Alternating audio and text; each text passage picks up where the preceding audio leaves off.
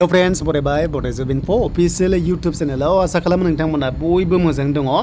दा आसाम पुलिसनिफ्राय मोनसे big update फैहांबाय बेनो जाबाय प्रमोशन वेकेन्सि 4800 नोंथांमोननि 7 वेकेन्सि आरो नेक्स्ट नोंथांमोननि वेकेन्सि 4000 निफ्राय 5000 नि गेजेराव बेनि सायाव आपडेट नोंथांमोनजोंहाय डिसकास खालामगोन। सो बिनि सायाव नोंथांमोनजोंहाय डिसकास खालामगोन Bodojobinfo YouTube चेनेलाव जेराव पोस्टआ ABUB constable 10 first HS pass SI level degree first बेनिफ्राय कमान्डो बेटेलियन AB दंना गैया बेनि सायाव जेब्ला अफिसियेल नटिसआ फैगोन अब्ला मिथिगोन। दा बे प्रमोशना बबे पोस्टआव फैखो जों बेखौ दायो नायगोन। बे 4807 वेकेन्सिनि सायाव मा पोस्टआव स' मोनखो। सो दायो लोगोफोर जों फैबाय अफिसियेल वेबसाइटआव SLPRBआव एन्ड SLPRBआव जेब्ला लिंकआ एक्टिभ जागोन अब्लानो बेयाव नोंथांमोना अनलाइन एप्लाइखौ खालामनो हासिगोन दा बावैनो। नाथाय दासिमबो डेट फिक्स जायाखै नाथाय नोंथांमोननि वेकेन्सिया 4000 नि बारा नोंथांमोना दङ। जेराव मिनिमाम फरायना 10 पास बेनिफ्राय एचएस पासबा नोंथांमोना UB पोस्टआव हागोन कनस्टेबलाव आरो नैबे ABआवबो हागोन नोंथांमोना AB कनस्टेबलावबो हागोन एचएस पास लेभेला एन्ड बेनिफ्राय डिग्री पासआ SI लेभेलाव हागोन आरो 10 पासफोरा नोंथांमोना कमान्डो लेभेलाव हागोन। बिदिब्ला जों नायसै दानिया बबे पोस्टआव नोंथांमोनाहाय रेंकखौ मोनखो प्रमोशन जाखो आरो प्रमोशन जानाय लोगो लोगो वेकेन्सि ओंखारबाय अब्ला स' नोंथांमोना बेबादि सिस्टेमाव पोस्टखौहाय फैनायखौ नुनो मोनगोन। स' बेखायनो जों दानिया नायनोसै।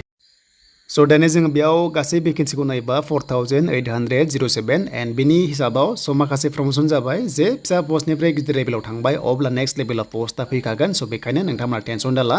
दा बेयाव IPS एबा APS हिसाबै थांदों 82 एन्ड बेनिफ्राय डिप्युटी SP थांदों 152 एन्ड बेनिफ्राय SM एबा CDI थांदों 14 दङ एन्ड बेनिफ्राय इन्सपेक्टराव दङ गासै 131 एन्ड बेनिफ्राय AB दङ 2 दङ सानै दङ एन्ड बेनिफ्राय SIबो दङ। स' नोंथांमोना बेयाव नुलांबाय थादों AB पोस्टआ गोबां फैगोन कमान्डो लेभेलाव नेक्स्ट लेभेलाव नोंथांमोना मोनगोन एन्ड नेक्स्टआव SIआव बेयाव 3ल' थांदों आरो लोगोसे बेखौ नायोबा स' लोगोफोर नेक्स्टआव SI फैखागोन UB SIआ फैगोन मानोना बे जाबाय माखासे हेड कनस्टेबल लेभेलनिफ्राय SIआव थांदों एबा ASIआव थांदों बेबादि कनस्टेबलनिफ्राय प्रमोशन हरनाय जादों एन्ड जेरैहाय नाम्बार 8आव ASIआव मोनदों 751 दाखालिसो हावलदार पोस्टनिफ्राय बिथांमोना थांनाय कनस्टेबलनिफ्राय थांनाय ASIआवहाय एन्ड बेनिफ्राय कनस्टेबलनिफ्राय हेड कनस्टेबल फैबाय हाबिलदार फैबाय।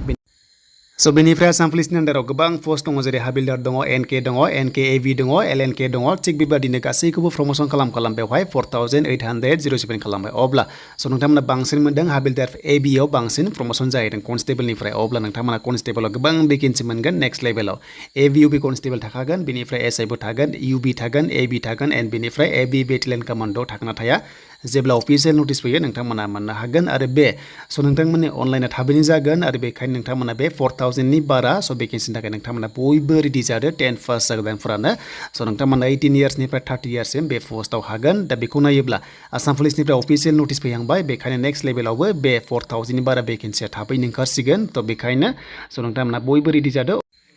स' बेनिफ्राय अनलाइन एप्लाइ लिंकआ माब्ला एक्टिभ जागोन गोबां कमेन्ट्स खालामगासिनो दङ जानो हागौ बे अक्ट'बराव जागोन आरो जेब्ला अक्ट'बराव जायो नोंथांमोना थाबैनो अफिसियेल नटिस मोनगोन Bodojobinfo YouTube चेनेलाव अफिसियेलि हिसाबै नोंथांमोना जेब्ला रिलिज खालामनायखौ नुयो अब्ला स' नोंथांमोना आपडेट मोनगोन एन्ड एडिआरिया 7 अक्ट'बरनि सिगां नोंथांमोना अनलाइन खालामनो हासिगोन।